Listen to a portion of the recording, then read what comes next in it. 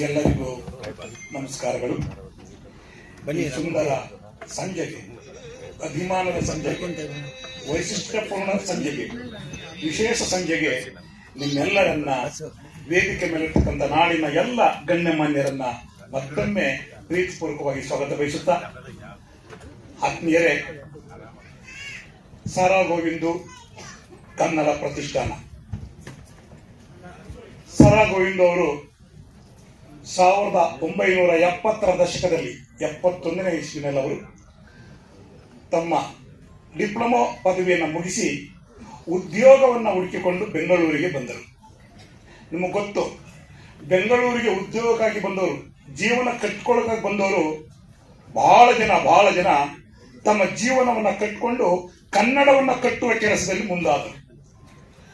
ವಾಟಾಳ್ ನಾಗರಾಜ್ ಅವರು, ಜೆ ನಾರಾಯಣ್ ಕುಮಾರ್ ಅವರು, ಸೋಸಿರಾಜ್ ಅವರೈನವರು, ಹೀಗೆ ನೂರಾರು ಜನ, ಸಾವಿರಾರು ಜನ ಅಂದಿನ ಯುವಕರು ತಮ್ಮ ಗ್ರಾಮದಿಂದ ವಿದ್ಯಾಭ್ಯಾಸ ಪಡೆದು ನಗರಕ್ಕೆ ಬಂದು ತಮ್ಮ ಜೀವನವನ್ನು ಕಟ್ಟಿಕೊಂಡು ಕನ್ನಡದ ಸ್ಥಿತಿಗತಿಯನ್ನು ಕಂಡು ಕನ್ನಡದ ಉಳಿವಿಗಾಗಿ ಹೋರಾಟಕ್ಕೆ ಧುಮುಕಿದರು. ಅಂತವರಲ್ಲಿ ಸ ರಾ ಗೋವಿಂದ್ ಅವರು ಕೂಡ ಒಬ್ಬರು. 71ರಲ್ಲಿ ಬಂದು ಒಂದು ಖಾಸಗಿ ಸಂಸ್ಥೆಯಲ್ಲಿ ಉದ್ಯೋಗ ಮಾಡಿಕೊಂಡು ಆನಂತರ ಅವರ ಒಡನಾಡಿ, ಅವರ ಜೀವದ ಜೀವ, ಅವರ ಆತ್ಮೀಯ ಗೆಳೆಯ ಸ ರಾ ಗೋವಿಂದರು ಅಂದ್ರೆ ಎಸ್ ಎ ಗೋವಿಂದರಾಜ್ ಅವರು, ಎಸ್ ಎ ಗೋವಿಂದರಾಜ್ ಅವರು ಅಂದ್ರೆ ಸ ರಾ ಗೋವಿಂದರವರು. ಇಬ್ಬರದು ಅವಿನಾಭಾವ ಸಂಬಂಧ. ಇವರಿಬ್ಬರ ಸ್ನೇಹ ಸಂಬಂಧದಿಂದ ಸ ರಾ ಗೋವಿಂದರವರು ಚಿತ್ರರಂಗ ಪ್ರವೇಶ ಮಾಡಿದರು. ಮೇರು ನಟ, ನಮ್ಮೆಲ್ಲರ ಪ್ರೀತಿಯ ನಟ, ಭಾರತ ಕಂಡ ಅಮೂಲ್ಯ ಅಪರೂಪದ ಮಹಾನ್ ಕಲಾವಿದ ಡಾಕ್ಟರ್ ರಾಜ್ಕುಮಾರ್ ಅವರ ಸಮೀಪವರ್ತಿಯಾಗಿ ಅವರ ಎಲ್ಲ ಚಿತ್ರಗಳಿಗೆ ಪ್ರೊಡಕ್ಷನ್ ಮ್ಯಾನೇಜರ್ ಆಗಿ ಕೆಲಸ ಮಾಡುತ್ತಾ ಅಲ್ಲಲ್ಲಲ್ಲೇ ಇದ್ದಂತ, ನಾಡಿನ ಉದ್ದಗಲಕ್ಕೂ ಇದ್ದಂತ ಅಭಿಮಾನಿಗಳನ್ನ ಸಂಘಟಿಸಿ ಹುಚ್ಚು ಒಳೆಯಂತೆ ಅರಿಯುತ್ತಿದ್ದಂತ ಅಭಿಮಾನಕ್ಕೆ ಒಂದು ಅಣೆಕಟ್ಟನ್ನ ಕಟ್ಟಿ ಅದರಿಂದ ಕನ್ನಡದ ಕೆಲಸವನ್ನ ಮಾಡಿಸ್ಬೇಕು ಅಂತೇಳಿ ಎಲ್ಲ ಅಭಿಮಾನಿಗಳನ್ನ ಸಂಘಟಿಸಿ ಸ್ಥಾಪನೆ ಮಾಡಿದ್ರು ಅಖಿಲ ಕರ್ನಾಟಕ ಡಾಕ್ಟರ್ ರಾಜ್ಕುಮಾರ್ ಅಭಿಮಾನಿಗಳ ಸಂಘ. ಇಡೀ ಇತಿಹಾಸ, ಇಡೀ ಭಾರತ ದೇಶದಲ್ಲೇ ಒಬ್ಬ ಮಹಾನ್ ಕಲಾವಿದರ ಹೆಸರಲ್ಲಿ ಸಂಘ ಸ್ಥಾಪನೆ ಮಾಡಿ ಆ ರಾಜ್ಯದ ಶಕ್ತಿ ಕೇಂದ್ರ ವಿಧಾನಸೌಧ, ಈ ರಾಜ್ಯದ ಶಕ್ತಿ ಕೇಂದ್ರ ವಿಧಾನಸೌಧ ಮುಂಭಾಗದಲ್ಲಿ ಅದರ ಉದ್ಘಾಟನೆ ಮಾಡಿ ರಕ್ತದಾನ ಮಾಡುವುದರ ಮುಖೇನ ಕನ್ನಡವನ್ನು ಉಳಿಸುತ್ತೇವೆ ಅಂತೇಳಿ ಕಂಕಣ ಕಟ್ಟಿದಂತವರು 1983 ಸೆಪ್ಟೆಂಬರ್ 3 ಮತ್ತು 4ರಲ್ಲಿ ಆ ನಂತರ ನಡೆದಂತ ಕರ್ನಾಟಕ ರಾಜ್ಯೋತ್ಸವವನ್ನ ವಿಧಾನಸೌಧ, ಸ್ನೇಹಿತರೆ, ಇಡೀ ಕರ್ನಾಟಕ ಸರ್ಕಾರ ಪೂರ್ಣ ಮಂತ್ರಿಮಂಡಲ ಅಲ್ಲಿತ್ತು, ಮುಖ್ಯಮಂತ್ರಿಗಳಾದಾಗಿ ಅಂದು ಅಲ್ಲಿ ರಕ್ತದಾನ ಮಾಡುವುದರ ಮುಖೇನ ಈ ಅಭಿಮಾನಿ ಸಂಘವನ್ನ ವಿಸ್ತರಿಸಿದರು. ಬೆಂಗಳೂರಿಗೆ ಸೀಮಿತವಾಗಿದ್ದಂತ ಅಥವಾ ಬೆಂಗಳೂರು ಸಮೀಪ ಮೈಸೂರು ಅಥವಾ ಬೆಳಗಾವಿಗೆ ಸೀಮಿತವಾಗಿದ್ದ ಕನ್ನಡ ಚಳವಳಿಯನ್ನ ರಾಜ್ಯದ ಉದ್ದಗಲಕ್ಕೂ ಮೂಲೆಗೂ ವಿಸ್ತರಿಸಿದರು. ಎಲ್ಲದಕ್ಕಿಂತ ಮಿಗಿಲಾಗಿ ಅಖಿಲ ಕರ್ನಾಟಕ ಡಾಕ್ಟರ್ ರಾಜ್ಕುಮಾರ್ ಅಭಿಮಾನಿಗಳ ಸಂಘವನ್ನ, ಈ ಹೆಸರು ಡಾಕ್ಟರ್ ರಾಜ್ಕುಮಾರ್, ಕನ್ನಡಿಗರ, ಭಾರತೀಯರ ಆರಾಧ್ಯ ದೈವ. ನಮ್ಮ ಚಟುವಟಿಕೆಗಳಿಂದ, ನಮ್ಮ ಕಾರ್ಯಚಟುವಟಿಕೆಗಳಿಂದ, ನಮ್ಮ ಕನ್ನಡದ ಹೋರಾಟಗಳಿಂದ ಆ ಮಹಾನ್ ವ್ಯಕ್ತಿಗೆ ಒಂದು ಚೂರು ಕಪ್ಪು ಚುಕ್ಕೆ ಬಾರಬಾರದಂತೇಳಿ ಆ ಸಂಘವನ್ನ ಸಂವಿಧಾನದ ಪ್ರಕಾರ ನೋಂದಾಯಿಸಿದ್ರು. ಅಖಿಲ ಕರ್ನಾಟಕ ಡಾಕ್ಟರ್ ರಾಜ್ಕುಮಾರ್ ಸಂಘವನ್ನು ನೋಂದಾಯಿಸಿ ಸಂವಿಧಾನ ಪ್ರಕಾರವನ್ನ ನಡೆಸಿ ಖರ್ಚು ವೆಚ್ಚವನ್ನೆಲ್ಲ ತೂಗಿ ಆಡಿಟ್ ಮಾಡಿಸಿ ಪ್ರತಿ ವರ್ಷ ಸರ್ವ ಸದಸ್ಯರ ಸಭೆಯನ್ನ ಮಾಡಿದಂತ ಕರ್ನಾಟಕದಲ್ಲಿ ಯಾವ್ದಾದ್ರು ಒಂದು ದೊಡ್ಡ ಸಂಘಟನೆ ಇದ್ರೆ ಅದು ಡಾಕ್ಟರ್ ರಾಜ್ಕುಮಾರ್ ಅಭಿಮಾನಿಗಳ ಸಂಘ. ಪ್ರತಿ ವರ್ಷ ನಾವು ಸರ್ವ ಸಭೆ ಮಾಡಿ ಲೆಕ್ಕಪತ್ರವನ್ನು ಮಂಡಿಸ್ತಾ ಇದ್ದು. ಅದು ಗ್ರಾಮ, ಹೋಬಳಿ, ತಾಲೂಕು, ಜಿಲ್ಲಾ, ರಾಜ್ಯ ಸಮಿತಿ, ಈ ಎಲ್ಲಾ ಸಮಿತಿಗಳಲ್ಲೂ ಕೂಡ ಪದಾಧಿಕಾರಿಗಳು, ಕಾರ್ಯಕರ್ತರು, ಸದಸ್ಯರೆಲ್ಲ ಕಾಯ ವಾಚ ಮನುಷ್ಯ ಪರಿಶುದ್ಧವಾಗಿ ಕೆಲಸ ಮಾಡ್ತಾ ಇದ್ವಿ. ಸ್ನೇಹಿತರೆ, ಇಡೀ ಚಳುವಳಿಯ ಇತಿಹಾಸದಲ್ಲಿ 67ರಲ್ಲಿ ಪ್ರಾರಂಭವಾದ ಕನ್ನಡ ಚಳುವಳಿ, ರಾಮಮೂರ್ತಿ, ಆನಕೃಷ್ಣರಾಯರು, ಅವ್ರಿಗೂ ಮೊದಲಂತ ಕೋಣಂದೂರು ಲಿಂಗಪ್ಪನವರಿಂದ ಆರಂಭಗೊಂಡಂತ ಕನ್ನಡ ಚಳುವಳಿ ಇವತ್ತುವರೆಗೂ ನಡೀತಾ ಇದೆ. ಈ ಮಧ್ಯದಲ್ಲಿ 83ರಿಂದ 93 ಇತಿಹಾಸ, ಕನ್ನಡ ಚಳವಳಿ ಇತಿಹಾಸ, ಎಲ್ಲೂ ಕೂಡ ಯಾವುದೇ ಪ್ರಲೋಭನೆಗೆ, ಯಾವುದೇ ಆಮಿಷಕ್ಕೆ, ಯಾವುದೇ ಹಣಕಾಸಿಗೆ ಎಲ್ಲೂ ಕೂಡ ಅಭಿಮಾನಿ ಸಂಘದ ಸದಸ್ಯರು ಕೈ ಚಾಚ್ತಿಲ್ಲ. ಇದು ನಮ್ಮ ಹೆಗ್ಗಳಿಕೆ. ಅಭಿಮಾನಿ ಸಂಘದ ಸದಸ್ಯರು ಕನ್ನಡಕ್ಕೆ ರಕ್ತ ಕೊಟ್ಟರೆ ಹೊರತು ಕನ್ನಡಿಗರ ರಕ್ತವನ್ನ ಹೀರಲಿಲ್ಲ. ನಾವು ಪ್ರಾಮಾಣಿಕವಾಗಿ ಚಳವಳಿ ನಡೆದದ್ದು ಆ ಸಂದರ್ಭದಲ್ಲಿ ಮಾತ್ರ ಅಂತ ಹೇಳೋದಕ್ಕೆ ನಾನು ಎದೆ ಮುಟ್ಟಿ ಹೇಳ್ತೀನಿ, ಎಲ್ಲಿ ಬೇಕಾದ್ರೂ ಹೇಳ್ತೀನಿ. ನಮ್ಮ ಅಭಿಮಾನಿ ಸಂಘ ಪ್ರಾರಂಭ ಆಗಿ ಅದು ಎಲ್ಲಿವರೆಗೂ ಸಕ್ರಿಯವಾಗಿ ಕ್ರಿಯಾಶೀಲವಾಗಿತ್ತೋ ಅಲ್ಲಿವರೆಗೂ ಪ್ರಾಮಾಣಿಕತೆಯೇ ನಡ್ಕೊಂಡು ಬರ್ತಿತ್ತು. ಅದಕ್ಕೆ ಕಾರಣ ಸಾರಾ ಗೋವಿಂದ್ ಅವರು. ಸಾರಾ ಗೋವಿಂದ್ ಅವರು ತಮ್ಮ ತನು ಮನ ಧನವನ್ನ ದಾರೆ ಎರೆದಂತವ್ರು.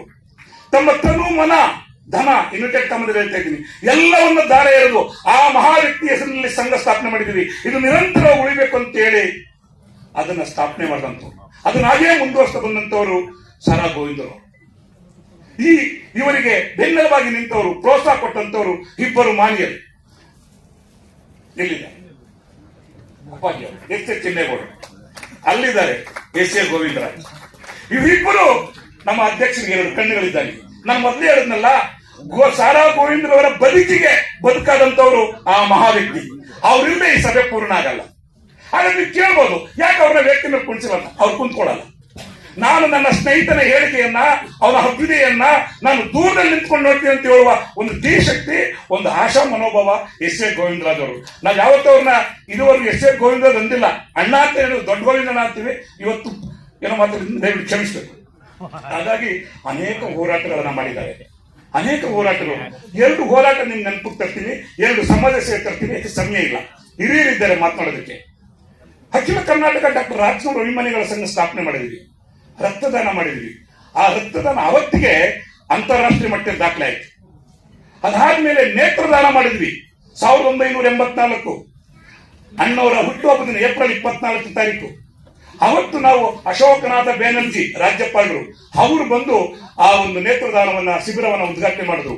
ಸುಮಾರು 12,000ಕ್ಕೂ ಹೆಚ್ಚು ಜನರಿಗೆ ಶಸ್ತ್ರಚಿಕಿತ್ಸೆ ಮಾಡಿಸಿದ್ವಿ.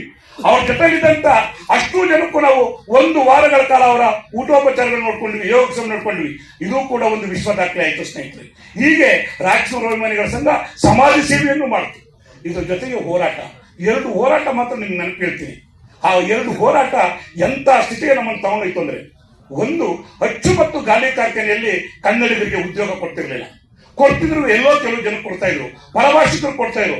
ಅಂತ ಸಂದರ್ಭದಲ್ಲಿ ದೊಡ್ಡ ಹೋರಾಟ ನಡೀತು ಸ್ನೇಹಿತರೆ. ಆ ಹೋರಾಟ ಇವತ್ತವರೆಗೂ ಯಾರು ಮಾಡೋಕ್ಕಾಗಲ್ಲ, ಮುಂದೇನು ಮಾಡೋಕ್ಕಾಗಲ್ಲ. ಮಲ್ಲೇಶ್ವರ ಆಟದ ಮೈದಾನದಿಂದ ಅಚ್ಚುಕಟ್ಟು ಗಾಲಿ ಕಾರ್ಖಾನೆಯವರಿಗೆ ದೊಡ್ಡ ಬೃಹತ್ ಮೆರವಣಿಗೆ, ಅದಕ್ಕೂ ಮೊದಲು ಚಾಮುಂಡಿ ಬೆಟ್ಟದಿಂದ ಬೆಂಗಳೂರಿಗೆ ಕನ್ನಡ ಜ್ಯೋತಿಯ ಮೆರವಣಿಗೆ. ಹೀಗೆ ತೆಗೆದುಕೊಂಡಾಗ ಸುಮಾರು 1.5 ಲಕ್ಷಕ್ಕೂ ಹೆಚ್ಚು ಜನ ಕನ್ನಡಿಗರು ಸೇರಿದ್ರು. ದೊಡ್ಡ ಸಮಾವೇಶ ಆಯಿತು. ದೊಡ್ಡ ವಿಚಾರ ಆದಾಗ ಈ ವಿಷಯ ಅಂದಿನ ಪ್ರಧಾನಮಂತ್ರಿ ಶ್ರೀಮತಿ ಇಂದಿರಾ ಗಾಂಧಿ ಅವ್ರಿಗೆ ಗೊತ್ತಾಯ್ತು. ಏನಿದು ಹಿಂಗ್ ನಡೀತದೆ? ಪತ್ರಿಕೆ ಮುಖಾನ ಎಲ್ಲ ಆಂಗ್ಲ ಪತ್ರಿಕೆಗಳ ಸುದ್ದಿ ಆಯ್ತು. ಕೊನೆಗೆ ಮಹಾತಾಯಿ ಅವತ್ತಿನ ರೈಲ್ವೆ ಸಚಿವರಂತ ಜಾಫರ್ ಶರೀಫ್ ಮುಖಾಂತರ ಯಾರದು ರಾಜ್ಕುಮಾರ್ ಅಭಿಮಾನಿಗಳ ಸಂಘದ ಅಧ್ಯಕ್ಷರು ಎಷ್ಟು ದೊಡ್ಡ ಹೋರಾಟ ಮಾಡಿದಾರಲ್ಲ, ಲಕ್ಷಾಂತರ ಜನ ಸೇರಿಸಿದಾರಲ್ಲ, ಕರ್ಕೊಂಡ್ಬನ್ನಿ ಅವರ ಸಮಸ್ಯೆ ಕೇಳೋಣ ಅಂತೇಳಿ ಅವತ್ತು ಅಖಿಲ ಕರ್ನಾಟಕ ಡಾಕ್ಟರ್ ರಾಜ್ಕುಮಾರ್ ಅಭಿಮಾನಿಗಳ ಸಂಘದ ಅಧ್ಯಕ್ಷರಂತ ಸಾರಾ ಗೋವಿಂದ್ ಅವರನ್ನ ಇಂದಿರಾ ಗಾಂಧಿ ಅವರು ಕರೆಸ್ಕೊಂಡ್ರು. ಸ್ನೇಹಿತರೆ, ಅವತ್ತವರು ಒಂದೇ ಒಂದು ಕ್ಷಣ ಹಿಂಗಿದ್ದು ಹಿಂಗಂದಿದ್ರೆ ಇವತ್ತು ಯಾವ ಮಟ್ಟದಲ್ಲೇ ಇರ್ತಾ ಇದ್ರು. ಸುಮ್ಮನೆ ಹಿಂಗಿದ್ರಲ್ಲ, ಇಂದಿರಾ ಗಾಂಧಿ ಅವರು ಕರೆದಾಗ ಅವ್ರ ಹತ್ರ ಹೋದಾಗ ಸ್ವಲ್ಪ ಹೊರಳಿದ್ರೆ, ಸ್ವಲ್ಪ ರಾಜಿ ಮಾಡ್ಕೊಂಡಿದ್ರೆ ಅವ್ರು ಎಲ್ಲೋ ಇರ್ಬೋದಾಗಿತ್ತು. ಆದ್ರೆ ಅವರು ಅಣ್ಣವರ ಅಭಿಮಾನಿ ಸಂಘ ನಾವು ಕಟ್ಟಿದ್ದೀವಿ, ಆ ಸತ್ಯ ನಿಷ್ಠೆಯಿಂದ ನಾವು ಇರ್ಬೇಕು ಅಂತ ಹೇಳಿ ಇಂದಿರಾ ಗಾಂಧಿ ಅವ್ರಿಗೊಂದು ಮನವಿ ಮಾಡ್ಕೊಡ್ತಾರೆ. ಅಮ್ಮ, ನಾವಲ್ಲ, ನೀವ್ ಹೇಳಿದ್ದೀರಾ ಸ್ಥಳೀಯರಿಗೆ ಉದ್ಯೋಗ ಕೊಡ್ಬೇಕು ಅಂತ ಪ್ರಧಾನಮಂತ್ರಿ ಎದುರುಗಡೆ ಮಾತನಾಡ್ಬೇಕಾದ್ರೆ ನಾವಾಗಿದ್ರೆ ಕತ್ಪಕ್ಷ ಬಂದ್ಬಿಡ್ತಾ ಇದ್ದೋ. ಅಮ್ಮ, ನೀವೇ ಹೇಳಿದ್ದೀರಾ, ನಿಮ್ಮ ಲೋಕಸಭಾ ಕ್ಷೇತ್ರ ರಾಯಬರೇಲಿಯಲ್ಲಿ ಏನ್ ಹೇಳಿದ್ದೀರಾ, ಸ್ಥಳೀಯರಿಗೆ ಉದ್ಯೋಗ ಕೊಡ್ಬೇಕು ಅಂತ ಹೇಳಿ ನೀವು ಭಾಷಣ ಮಾಡಿದ್ದೀರಾ ಬಹಿರಂಗ ಸಭೆಯಲ್ಲಿ. ಅದನ್ನ ಹೇಗೋ ಇವ್ರು ತಗೊಂಡ್ಬಿಟ್ಟಿದ್ದಾರೆ, ಆ ಮಾಹಿತಿಯನ್ನು ಹೇಗೋ ಇವ್ರು ತಗೊಂಡ್ಬಿಟ್ಟಿದ್ದಾರೆ. ಇಂದಿರಾ ಗಾಂಧಿ ಅವರಿಗೆ ನೆನಪು ಮಾಡ್ತಾರೆ, ನೀವೇ ನಿಮ್ಮ ಲೋಕಸಭಾ ಕ್ಷೇತ್ರ ರಾಯಬರೇಲಿಯಲ್ಲಿ ಸ್ಥಳೀಯರಿಗೆ ಉದ್ಯೋಗ ಕೊಡ್ಬೇಕು ಅಂತ ನೀವು ಹೇಳಿದ್ದೀರಾ ಅಮ್ಮ. ಆ ಪ್ರಕಾರ ಅದನ್ನೇ ನಾವು ಕೇಳಿರೋದು, ಸ್ಥಳೀಯರಿಗೆ ಉದ್ಯೋಗ ಕೊಡ್ಬೇಕು, ಅಚ್ಚು ಮತ್ತು ಗಾಲಿ ಕಾರ್ಖಾನೆಯಲ್ಲಿ ಕನ್ನಡಿಗರಿಗೆ ಹೆಚ್ಚು ಉದ್ಯೋಗ ಕೊಡ್ಬೇಕು ಅಂತ ಹೋರಾಟ ಮಾಡಿದ್ದೀವಿ. ಇದರ ಹೆಸರು ಡಾಕ್ಟರ್ ರಾಜ್ಕುಮಾರ್ ತಾಯಿ, ಮಹಾನ್ ವ್ಯಕ್ತಿ ಅವರು. ಅಂದಾಗ ಇಂದಿರಾ ಗಾಂಧಿ ಅವ್ರಿಗೂ ಗೊತ್ತಿತ್ತು ರಾಜ್ಕುಮಾರ್, ಯಾಕೆಂದ್ರೆ ಪದ್ಮಭೂಷಣ ಬಂದಿತ್ತಲ್ಲ, ಅವ್ರ ಕತೆ ಬಂತಲ್ಲ, ಹಾಗಾಗಿ ಅವ್ರಿಗೂ ಗೊತ್ತಿತ್ತು. ಆಗ ಶ್ರೀಮತಿ ಇಂದಿರಾ ಗಾಂಧಿ ಹೇಳ್ತಾರೆ, ನಿಮ್ಮ ಬೇಡಿಕೆಯನ್ನೇ ಈಡೇರಿಸ್ತೀವಿ, ನೀವು ಹೇಳಿ ಇವರಿಗೆ ಬೆಂಟಕ್ಕೆ ಕಳಿಸ್ತಾರೆ, ಬೇಡಿಕೆ ಈಡೇರುತ್ತೆ. ಇವತ್ತು 180 ಜನ ಅಚ್ಚುಗಾಲಿ ಕಾರ್ಖಾನೆಯಲ್ಲಿ ಅಪ್ಪಟ ಕನ್ನಡಿಗರು, ಗ್ರಾಮೀಣ ಪ್ರದೇಶ ಯುವಕರು ಉದ್ಯೋಗ ಮಾಡ್ತಿರೋ ಕಾರಣ ಅದು ಅಖಿಲ ಕರ್ನಾಟಕ ಡಾಕ್ಟರ್ ರಾಜ್ಕುಮಾರ್ ಅಭಿಮಾನಿಗಳ ಸಂಘ ಕೊಡ್ತೀವಿ. ಇನ್ನೊಂದು ಸ್ನೇಹಿತರೆ, 3 ಮತ್ತು 4ನೇ ದರ್ಜೆ ನೌಕರರಿಗೆ ಕನ್ನಡ ಕಡ್ಡಾಯ ಆಯಿತು. ಅದನ್ನ ಅವತ್ತಿನ ಮಹಾನ್ ನಾಯಕ ಡಿ ದೇವರಾಜ ಅರಸರವರು ಈ ನಾಡಿನ ಜನಶಕ್ತಿ ಅವರು. ಅವರು 3 ಮತ್ತು 4ನೇ ನೌಕರರಾಗಿ ಕನ್ನಡಿಗರು ಸಿಗ್ಲಪ್ಪ, ಮೊದಲನೇ ದರ್ಜೆ ಸಿಗಲ್ಲ, 2ನೇ ದರ್ಜೆ ಸಿಗಲ್ಲ, 3 ಮತ್ತು 4ನೇ ದರ್ಜೆ ನೌಕರರಿಗೆ ಕನ್ನಡ ಕಡ್ಡಾಯ ಮಾಡೋಣ, ಆ ಉದ್ಯೋಗಗಳು ಕನ್ನಡ ಸಿಗ್ಲಿ ಅಂತೇಳಿ ಅವರು ಒಂದು ಶಾಸನ ಮಾಡಿ ಅದನ್ನ ಜಾರಿಗೆ ತಂದಿದ್ರು. ಗೋಕಾಕ್ ವರದಿ ನಂತರ ಬಂದಂತ ಸರ್ಕಾರ ಆ ಕಾನೂನನ್ನ ತಿರುವು ಮಾಡ್ಬಿಟ್ರು. ರಾಮಕೃಷ್ಣ ಹೆಗಡೆ ಅವರು ಕಾನೂನು ತೆಗೆದ್ಬಿಟ್ರು. ಅದನ್ನ ಬೇಡ, ಪರೀಕ್ಷೆನೇ ಬೇಡ, 3 ಮತ್ತು 4ನೇ ದರ್ಜೆ ನೌಕರರಿಗೆ ಕನ್ನಡ ಪರೀಕ್ಷೆ ಕಡ್ಡಾಯ ಬೇಡ ಅಂದಾಗ ಅದನ್ನ ಹೋರಾಟಕ್ಕೆ ಎತ್ಕೊಂಡದ್ದು ಇದೇ ಸಾರಾ ಗೋವಿಂದರವರು. ಸ್ನೇಹಿತರೆ, ಅವತ್ತು ಬರೀತಾರೆ ಪ್ರಜಾವಾಣಿಯ ಬಿ ವೈಕುಂಠರಾಜು ಅವರ ಪತ್ರಿಕೆ, ವಾರ ಪತ್ರಿಕೆಯಲ್ಲಿ ಈ ರಾಜ್ಯದ 3ನೇ ಶಕ್ತಿ ಡಾಕ್ಟರ್ ರಾಜ್ಕುಮಾರ್ ಅಭಿಮಾನಿಗಳ ಸಂಘ ಅಂತ ಬಿ ವಿ ವೈಕುಂಠರಾಜ್, ಒಬ್ಬ ಹಿರಿಯ ಮುತ್ಸದ್ದಿ ಬರಹಗಾರ, ನಾಟಕಕಾರ ಬಿ ವೈಕುಂಠರಾಜ್ ಅವರು ಬರೀತಾರೆ ಅವರ ವಾರ ಪತ್ರಿಕೆಯಲ್ಲಿ 3ನೇ ಶಕ್ತಿ ಡಾಕ್ಟರ್ ರಾಜ್ಕುಮಾರ್ ಅಭಿಮಾನಿಗಳ ಸಂಘ ಅಂತ. ಅವತ್ತು ಹೋರಾಟ ಮಾಡಿದ್ವಿ. ಹೋರಾಟ ಮಾಡೋದು ಫಲ ಇವತ್ತು ಕಡ್ಡಾಯ ಆಗಿದೆ, ಕನ್ನಡಿಗರಿಗೆ ಉದ್ಯೋಗ ಸಿಗ್ತಾ ಇದೆ. ಈ ತರದ ನೂರಾರಿದೆ ಸಮಯ ಇರೋ. ಆದ್ರೆ ಅಂತ ಹೋರಾಟ ಮಾಡಿದಾಗ ಹೆಜ್ಜೆ ಮಾರಾಟವಾದ ಸ್ನೇಹಿತರೆ, ನಿಮ್ಗೆ ಆಶ್ಚರ್ಯ ಆಗುತ್ತೆ. ಇಡೀ ಬೆಂಗಳೂರು ನಗರದಲ್ಲಿ ಒಂದು ರೀತಿ ಪ್ರತಿಭಟನೆ ಮಾಡಿದ, ಎಲ್ಲ ಗೌಪ್ಯ ಸಭೆ ಮಾಡಿ ಮಲ್ಲೇಶ್ವರದಲ್ಲಿ ನಾಳೆ ಬೆಳಿಗ್ಗೆ 9:30 ಬೆಂಗಳೂರಲ್ಲಿ ಇರ್ತಕ್ಕಂಥ ಎಲ್ಲ ದೊಡ್ಡ ದೊಡ್ಡ ಸರ್ಕಲ್ಗಳು, ಕೆಂಪೇಗೌಡ ಸರ್ಕಲ್, ರಾಮಕೃಷ್ಣ ಆಶ್ರಮ, ಹೀಗೆ ಮಲ್ಲೇಶ್ವರ ಸರ್ಕಲ್ಗಳು 9:30 10 ಗಂಟೆಗೆ ಸ್ತಬ್ಧ ಆಗಬೇಕು ಅಂತ ಪೊಲೀಸ್ನವ್ರಿಗೆ ನಾವು ಮಾಹಿತಿ ಕೊಟ್ಟಿರಲಿಲ್ಲ, ಗುಪ್ತದವರಿಗೆ ಮಾಹಿತಿ ಕೊಟ್ಟಿರಲಿಲ್ಲ. ಮಾರನೆಗೆ 9:30 10 ಗಂಟೆವರೆಗೆ ಇಡೀ ಸರ್ಕಲ್ಗಳು ಸ್ತಬ್ಧ ಆಗ್ಬಿಟ್ಟು. ಹಂಗಿತ್ತು ನಮ್ಮ ಸೈನ್ಯ. ಆ ಸೈನ್ಯದ ಸೇನಾನಿ ಸಾರಾ ಗೋವಿಂದವರು ಹಂಗೆ ತಯಾರು ಮಾಡಿದ್ರು. ಇಡೀ ಎಲ್ಲರಿಗೂ ಆಶ್ಚರ್ಯ ಆಗಬೇಕು, 9:30 10 ಗಂಟೆ ಕನ್ನಡ ಕಡ್ಡಾಯ ಮಾಡ್ಬೇಕು ಅಂತೇಳಿ. ಅದನ್ನ ಇವತ್ತು ಯಾರು ಮಾಡೋಕ್ಕಾಗಲ್ಲ. ಮಾಡರಂತ ನಾನು ಅವ್ರನ್ನ ಅವೇನ ಮಾಡ್ತಾ ಇಲ್ಲ. ಆ ನೈತಿಕ ಶಕ್ತಿ ಬೇಕು. ಎಲ್ಲಿ ಪ್ರಾಮಾಣಿಕತೆ ಇರುತ್ತೆ, ಎಲ್ಲಿ ದಕ್ಷತೆ ಇರುತ್ತೆ, ಅಲ್ಲಿ ಮಾತ್ರ ನೈತಿಕತೆ ಇರುತ್ತೆ. ಆ ನೈತಿಕತೆಯನ್ನು ಉಳಿಸ್ಕೊಂಡವರು ಶ್ರೀಮಂತ ಸಾರಾ ಗೋವಿಂದ. ಹಾಗಾಗಿ ಅದ ನಂತರ ಸರ್ಕಾರ ಅದಕ್ಕೂ ಬಗ್ತಾ ಇದ್ದಾಗ ಬೆಂಗಳೂರು ಬಂದ್ ಕೊಟ್ವಿ. 1984 ಜನವರಿ 18ನೇ ತಾರೀಕು ನಾವು ಬೆಂಗಳೂರು ಬಂದ್ ಕೊಟ್ಟಾಗ, ಸ್ನೇಹಿತರೆ, ಬೆಂಗಳೂರು ಬಂದಂದ್ರೆ ಈ ಕಡೆ ಶಿವಾಜಿನಗರ ಕಡೆ ಆಗ್ತಾನೆ ಇರಲಿಲ್ಲ. ರಜಲ್ ಮಾರ್ಕೆಟ್, ಚಾಂಡಿ ರೋಡ್, ಅಲ್ಲೆಲ್ಲ ಬಂದೇ ಆಗ್ತಿರ್ಲಿಲ್ಲ. 1984 ಜನವರಿ 18 ಮೊಟ್ಟ ಮೊದಲ ಬಾರಿ ಇಡೀ ಬೆಂಗಳೂರು ಬಂದಾಯ್ತು. ಒಂದು ಸೈಕಲ್ ಕೂಡ ಹೊರಗಡೆ ಬಂದಿರಲಿಲ್ಲ. ಸರ್ಕಾರ ಎಚ್ಚೆತ್ತುಕೊಳ್ತು, ಪರೀಕ್ಷೆನ ಕಡ್ಡಾಯ ಮಾಡಿತು. ಹಾಗಾಗಿ ಇದು ಇತಿಹಾಸ ಸ್ನೇಹಿತರೆ. ಇನ್ನು ಬಹಳ ಇದೆ, ಒಂದು ದೊಡ್ಡ ಪುಸ್ತಕ ಬರೀಬಹುದು. ಅಭಿಮಾನಿಗಳು ನಾವು ಅವತ್ತು ಅಭಿಮಾನಿಗಳೇ, ಇವತ್ತು ಅಭಿಮಾನಿಗಳೇ, ನಾಳೆನ ಅಭಿಮಾನಿಗಳೇ.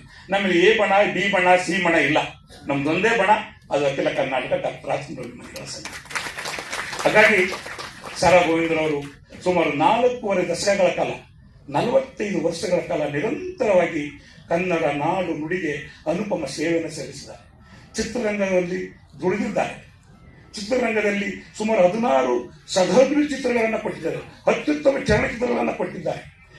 ಚಲನಚಿತ್ರ ವಾಣಿಜ್ಯ ಮಂಡಳಿ ಅಧ್ಯಕ್ಷರಾಗಿ ಕನ್ನಡ ಚಿತ್ರರಂಗದ ಸಮಸ್ಯೆಗಳನ್ನು ಬಗೆಹರಿಸಲಿಕ್ಕೆ ಪೂರ್ಣ ಪ್ರಮಾಣದ ಪ್ರಾಮಾಣಿಕವಾದಂಥ ಪ್ರಯತ್ನವನ್ನು ಪಟ್ಟಿದ್ದಾರೆ. ಡಾಕ್ಟರ್ ರಾಜ್ಕುಮಾರ್ ನಂತರ, ಅಮ್ಮ ಪಾರ್ವತಮ್ಮ ಅವರ ನಂತರ, ಅಂಬರೀಷ್ ಅವರ ನಂತರ ಚಿತ್ರರಂಗದ ಬಗ್ಗೆ ಹೆಚ್ಚು ಆಸಕ್ತಿ ವಹಿಸಿ ಚಿತ್ರರಂಗದ ಸಮಸ್ಯೆಗಳಿಗೆ ಧ್ವನಿ ಕೊಟ್ಟು ಇದನ್ನು ಬಗೆಹರಿಸಲಿಕ್ಕೆ ನಿಂತ್ಕೊಂಡಂತವರು ಸಾರಾ ಗೋವಿಂದರವರು. ಅಣ್ಣ ಆದ್ಮೇಲೆ, ಅಮ್ಮ ಆದ್ಮೇಲೆ ಅಭಿಮಾನಿ ಸಂಘದ ಸಾರಾ ಗೋವಿಂದರವರು ಚಲನಚಿತ್ರ ವಾಣಿಜ್ಯ ಮಂಡಳಿ ಅಧ್ಯಕ್ಷರಾಗಿ ಚಿತ್ರರಂಗದ ಸಮಸ್ಯೆನೂ ಕೂಡ ಜೊತೆಗಿಟ್ಕೊಂಡು ಕನ್ನಡ ಸಮಸ್ಯೆನೂ ಪರಿಹಾರಕ್ಕೆ ಹೋರಾಟ ಮಾಡ್ತಾ ನಿರಂತರ ಹೋರಾಟ ಮಾಡ್ಕೊಂಡು ಬರ್ತಾ ಇದ್ದಾರೆ. ಅದೆಲ್ಲ ಈಗ ನೋಡಿ, ಅವ್ರ ಮಗ ಅನೂಪ್ ಸಾರಾ ಗೋವಿಂದರವರು ಒಂದಿನ ನಾನು ಫೋನ್ ಮಾಡಿದೆ, ಅಂಕಲ್ ನೀವು ಬನ್ನಿ, ನಿಮ್ಮ ಹತ್ರ ಒಂದು 10 ನಿಮಿಷ ಮಾತನಾಡ್ತೀನಿ ಅಂತ. ಸರಿ, ನಾನು ಹೋದೆ. ಅಂಕಲ್, ನಮ್ಮ ತಂದೆ ಇಷ್ಟೆಲ್ಲ ಮಾಡಿದ್ದಾರೆ, ನಮ್ಮ ತಂದೆನ ಎಲ್ಲರೂ ಗೌರವಿಸ್ತಾ ಇದ್ದಾರೆ, ನಮ್ಮ ತಂದೆಗೆ ಎಲ್ಲರೂ ಸನ್ಮಾನ ಮಾಡ್ತಾ ಇದ್ದಾರೆ, ನಾವು ನೋಡ್ತಾ ಇದ್ದೀವಿ. ಇವತ್ತು ನಮ್ಮ ತಂದೆ ಹೋರಾಟ ಮಾಡಿದ್ದಾರೆ, ಏನೆಲ್ಲ ಕಳ್ಕೊಂಡಿದ್ದಾರೆ, ಏನೆಲ್ಲ ಸಂಪಾದನೆ ಮಾಡಿದ್ದಾರೆ, ಅದೆಲ್ಲ ನನಗೆ ಅರಿವಿಲ್ಲ. ಆದರೆ ಈ ನಾಡಿಗೆ ಸೇವೆ ಮಾಡಿದ್ದಾರೆ. ನೀವು ನಮ್ಮ ತಂದೆಯವರ ಹೆಸರಿನಲ್ಲಿ ಒಂದು ಪ್ರತಿಷ್ಠಾನವನ್ನು ಮಾಡಿ, ಆ ಪ್ರತಿಷ್ಠಾನದಿಂದ ಮತ್ತೆ ಸಮಾಜ ಸೇವಾ ಕಾರ್ಯಕ್ರಮಗಳ ಹಂಪಡಿ. ಪ್ರಶಸ್ತಿ ಕೊಡುವುದೊಂದು ಭಾಗ, ಅದ್ರ ಜೊತೆಗೆ ಸಮಾಜ ಸೇವೆ ಮಾಡಿ, ಪ್ರತಿಭಾ ಪುರಸ್ಕಾರ ಮಾಡಿ. ಯಾರು ಕನ್ನಡ ಮಾಧ್ಯಮದಲ್ಲೇ 1ನೇ ತರಗತಿಯಿಂದ SSLC ಕನ್ನಡ ಮಾಧ್ಯಮದಲ್ಲಿ ಓದಿರ್ತಾರೆ ಅವರಿಗೆ ಬಹುಮಾನ ಕೊಡುವಂಥದ್ದು, ಆರ್ಥಿಕ ನೆರವು ಕೊಡುವಂಥದ್ದು, ಕನ್ನಡ ಮಾಧ್ಯಮದಲ್ಲಿ ಪಾಠ ಹೇಳ್ಕೊಡ್ತಕ್ಕಂಥ ಶಾಲೆಗಳನ್ನ ಗುರುತಿಸಿ ಅವರನ್ನ ಗೌರವಿಸ್ತಕ್ಕಂಥದ್ದು. ಹೀಗೆ ಕನ್ನಡದ ಮನುಷ್ಯರನ್ನ ಗುರುತಿಸಿ ನಾವು ಆ ಕೆಲಸನೂ ಮಾಡೋಣ. ಪ್ರತಿಭಾ ಪುರಸ್ಕಾರ ಜೊತೆಗೆ ಕನ್ನಡವನ್ನ ಕಟ್ಟುವುದು ಇದು ಕೂಡ ಒಂದು ಸಮಾಜದ ಕೆಲಸ ಅಂತೇಳಿ ಇವೆಲ್ಲ ಮಾಡೋಣ. ಮತ್ತೆ ಪ್ರತಿ ವರ್ಷ ಅವರ ಹೆಸರಿನಲ್ಲಿ ಕಲಾವಿದರೊಬ್ಬರಿಗೆ, ಒಂದು ವರ್ಷ ಕಲಾವಿದರಿಗೆ, ಒಂದು ವರ್ಷ ಹೋರಾಟಗಾರರಿಗೆ ಪ್ರಶಸ್ತಿ ಕೊಡೋಣ. ಇದು ನನ್ನ ಆಸೆ, ಇದನ್ನ ಮಾಡಬೇಕು. ಇದನ್ನ ನಾವು ಯಾರ ಹತ್ರನೂ ಬೇಕಾಗಿಲ್ಲ. ನನ್ನ ದುಡಿಮೆ ಹಣದಿಂದ ನಾನು ಕೊಡ್ತೀನಿ, ಅದಕ್ಕೆ ನಾನು ಇದ್ದೀನಿ, ನೀವು ಮಾಡಿ. ನೀವು ಅದರ ಮುಂಚೂಣಿ ನಿಂತ್ಕೊಂಡು ಇಷ್ಟು ಕೆಲಸ ನೀವು ಮಾಡಿ. ಯಾಕೆಂದ್ರೆ ನಮ್ಮ ತಂದೆಯವರ ಹೆಸರು ಇದುವರೆಗೂ ಬಂದಿದೆ. ಅವರ ಹೆಸರಿನಲ್ಲಿ ನಾವು ಸಮಾಜಕ್ಕೆ ಏನಾರ ಕೊಡ್ಬೇಕಲ್ಲ.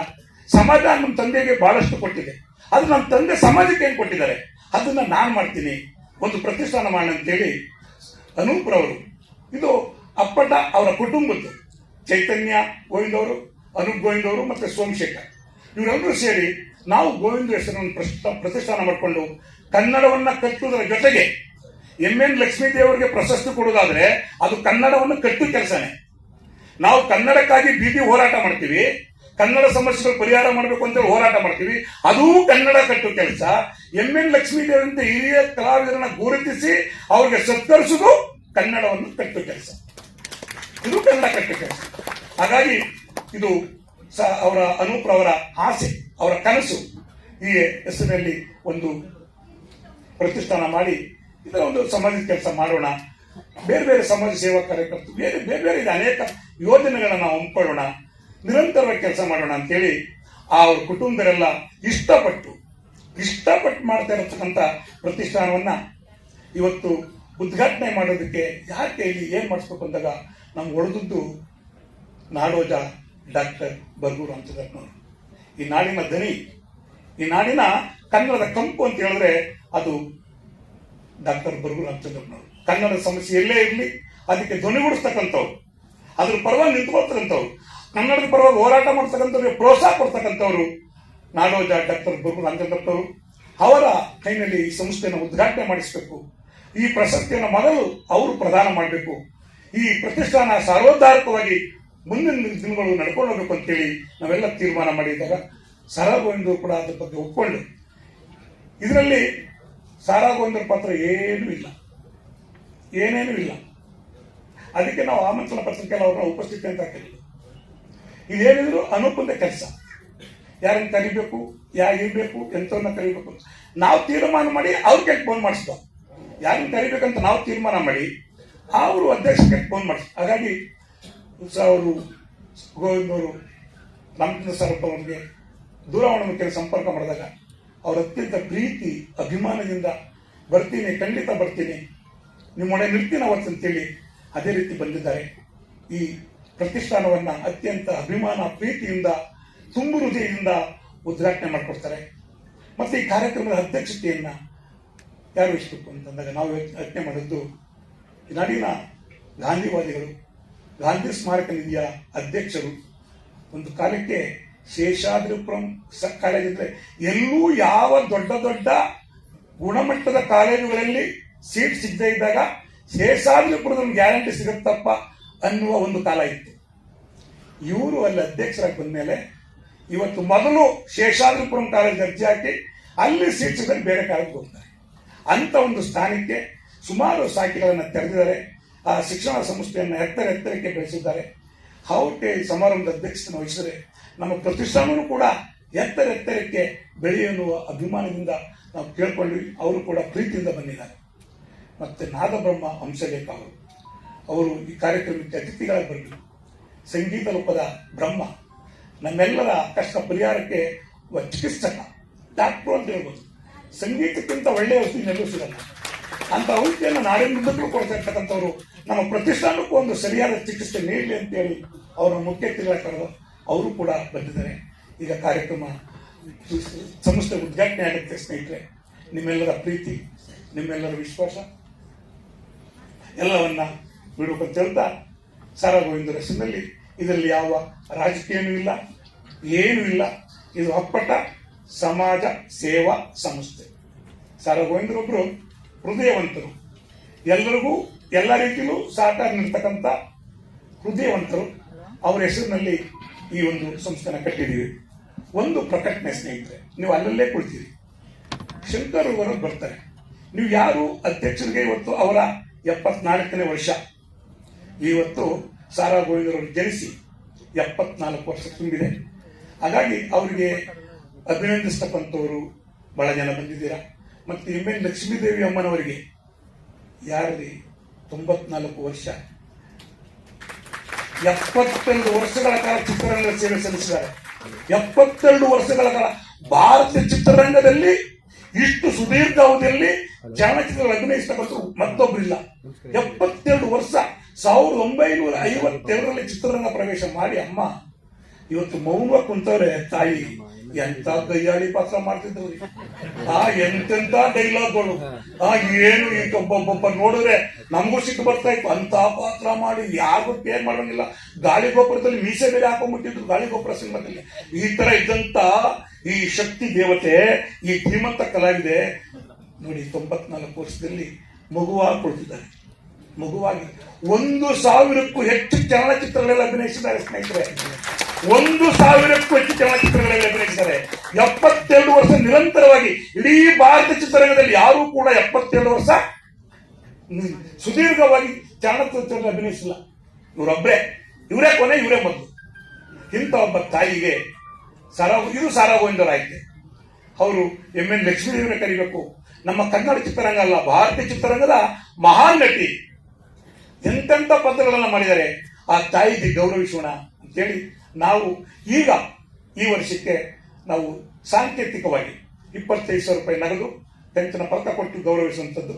ಮುಂದಿನ ದಿನಗಳಲ್ಲದು ಕಮ್ಮಿ ಅಂತೂ ಆಗಲ್ಲ, ಜಾಸ್ತಿ ಆಗುತ್ತೆ ಹೇಳ್ತಾ ಈಗ ಕಾರ್ಯಕ್ರಮ ಮುಂದುವರಿಯುತ್ತೆ. ಶಂಕರ್ ಅವರು ನಿಮ್ಮ ಬಳಿ ಬರ್ತಾರೆ. ನೀವು ಯಾರಾದರೂ ಮಾಲಾರ್ಪಣೆ ಅಥವಾ ಪುಷ್ಪಾರ್ಪಣೆ ಮಾಡುವಂಥವ್ರು ತಮ್ಮ ಹೆಸರುಗಳನ್ನ ಅಲ್ಲೇ ಕೊಡಿ. ಈಗಲ್ಲ, ಈಗ ಬರಲ್ಲ. ಅವರು ಉದ್ಘಾಟನೆ ಮಾಡಿ ಪ್ರಶಸ್ತಿ ಪ್ರದಾನ ಮಾಡಿದ ಡಾಕ್ಟರ್ ಗೌರು ರಾಮಚಂದ್ರಪ್ಪ ಮಾತಾಡಿದ ನಂತರ ಬರ್ತಾರೆ. ಅಲ್ಲಿವರೆಗೂ ಯಾವ ತೊಂದರೆನೂ ಕೊಡಲ್ಲ ಜನಕ್ಕೆ. ನಮಸ್ಕಾರ.